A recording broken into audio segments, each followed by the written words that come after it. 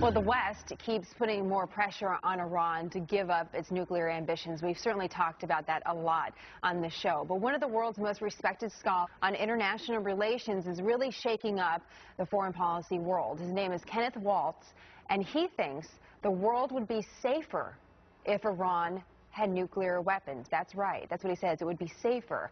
And here's some of what he wrote in his latest article in Foreign Affairs magazine. He writes, most U.S., European, and Israeli commentators and policymakers warn that a nuclear-armed Iran would be the worst possible outcome of the current standoff. In fact, it would probably be the best possible result, the one most likely to restore stability to the Middle East. We now have 9 or 10 nuclear states, and in each case, the effect of their getting nuclear weapons has been to calm things down. Joe Cirincione is president of Plowshares Fund and the author of Bomb Scare, The History and Future of Nuclear Weapons. Lieutenant Colonel Ralph Peters is a Fox News strategic analyst, and welcome to you both. It was a fascinating article, and we definitely want to get your thoughts. I want to just read a little bit more for our viewers because Mr. Waltz ends on this rhyme, if you will. When it comes to nuclear weapons, now as ever, more may be better. And the reason he says this, Joe, is he says that if Iran has nuclear weapons, then it reduces imbalances in military power, and that produces stability. Joe, what do you think about that?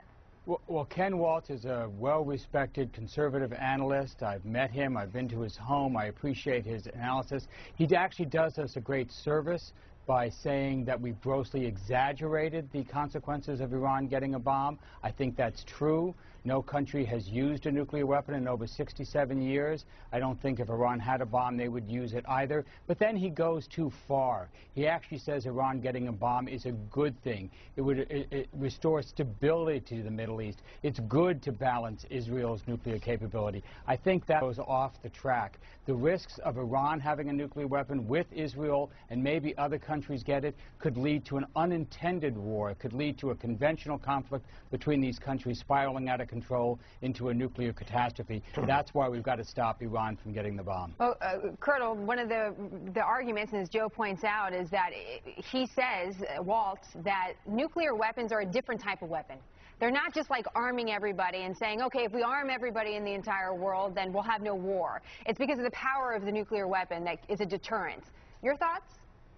Well, I think the technical term for Professor Waltz's article is nuts. Every single point he raises in the article is wrong.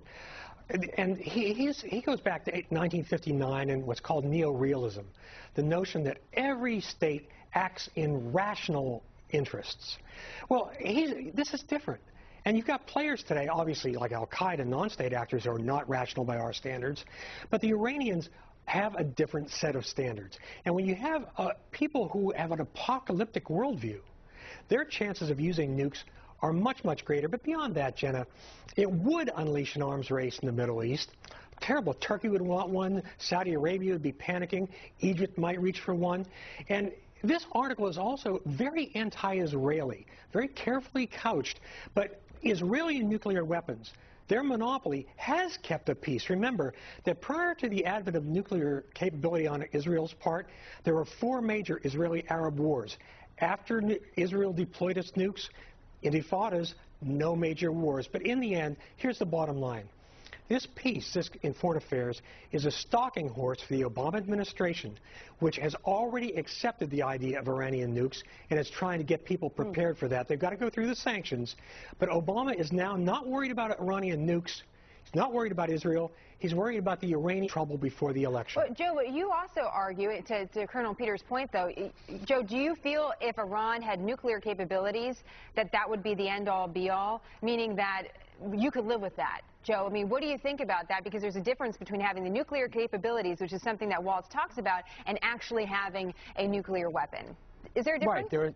Yes, there is. There are several countries in the world that have nuclear capabilities. Japan could probably make a nuclear weapon in a matter of months.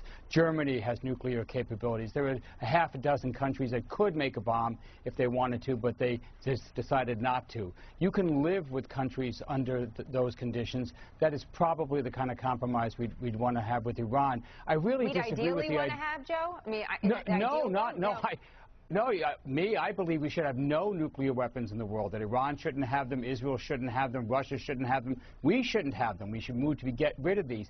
But you know, I have to disagree with your opponent, your other guest here, that says this is somehow a stalking horse for Obama. This is the Council on Foreign Relations that puts out the foreign affairs. This is run by a Republican, Richard Haas, who's on the Romney team. They headlined this article because it's so interesting, because it challenges some of our assumptions that do need to be challenged. There's nothing automatic about a country getting a nuclear weapon and then threatening to use it. We've had irrational extremist regimes in the past, like Pakistan, China, Stalin's Russia have gotten the bomb. None have used it. You could contain Iran with a nuclear weapon. And that's the big, there's always a chance that could. Well, let me go to one of these assumptions that's made that this article takes on, Joe, that you mentioned. And Colonel Peters, I want your thoughts on this, because you were mentioning Iran and whether or not they're a rational actor. Waltz says this, that the danger of a nuclear Iran has been grossly exaggerated. It's been distorted by misplaced worries and a fundamental misunderstanding of how states generally behave.